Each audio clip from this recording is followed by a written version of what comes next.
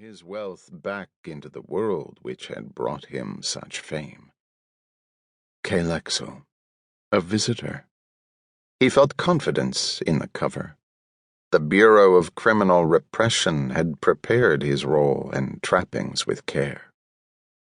"Welcome, Visitor Kelexel," the dispatcher said, his voice amplified through the robot to override the story ship activity.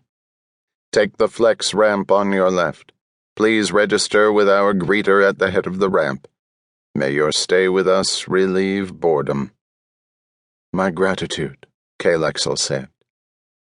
Ritual. Everything was ritual, he thought. Even here. He fitted his bowed legs to the riding clamps. The ramp whisked him across the platform, up through a red hatch, along a blue passageway to a glistening ebony orifice. The orifice expanded to reveal a small room and the greeter's flashing lights, couch, and dangling connections. Kelexel eyed the robo-couplings, knowing they must be linked to the story ship's central directory. Here was the true moment of test for his cover, the heart of ship security. The tensions boiling in him filled Kelexel with sudden wonder. He felt no fear for his person. Under his skin, part of his skin, lay the web armor which immunized all chem from violence. It was improbable they could harm him. Something approaching the entire chem civilization was required to harm an individual.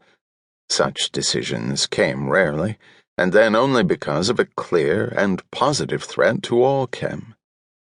But 4 previous investigators had come here and returned to report no crime, when all surface evidence pointed to something profoundly wrong in Fraffin's private empire.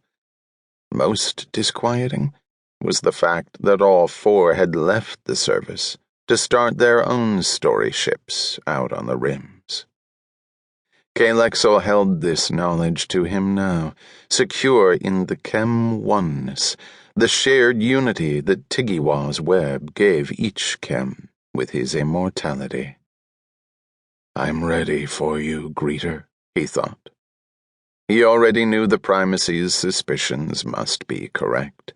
Senses trained to respond to the slightest betrayal recorded more than enough here to bring him to full alert. Signs of decadence he'd expected.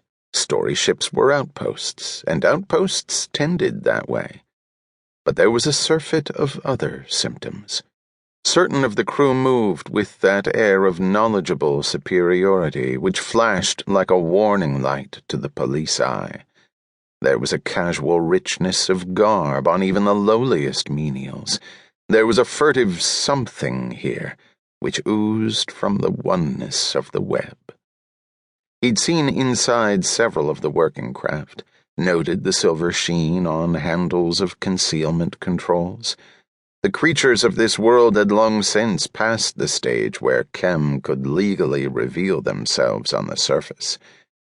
It was one thing to nudge and herd and manipulate intelligent creatures for the sake of entertainment, to relieve boredom. Quite another thing to sow the seeds of an awareness that could explode against the chem. No matter Fraffin's fame and stature, he'd taken a wrong turning somewhere. That was obvious. The stupidity of such an action put a sour taste in Kelexel's mouth. No criminal could escape the primacy's endless searching. Not forever. Still, this was Fraffin's story ship. Fraffin, who had given the chem Circes from immortal boredom, given them a world of profound fascination in story after story. He felt those stories in his memory now, sensed the ringing of old bells, their sound falling, lingering, falling, the parapets of awareness roaring there to willy-nilly purpose. Ah, how Fraffin's creatures caught the mind. It was in part their similarity to the chem, Kelexel felt. They made one disregard their gigantism. They forced one to identify with their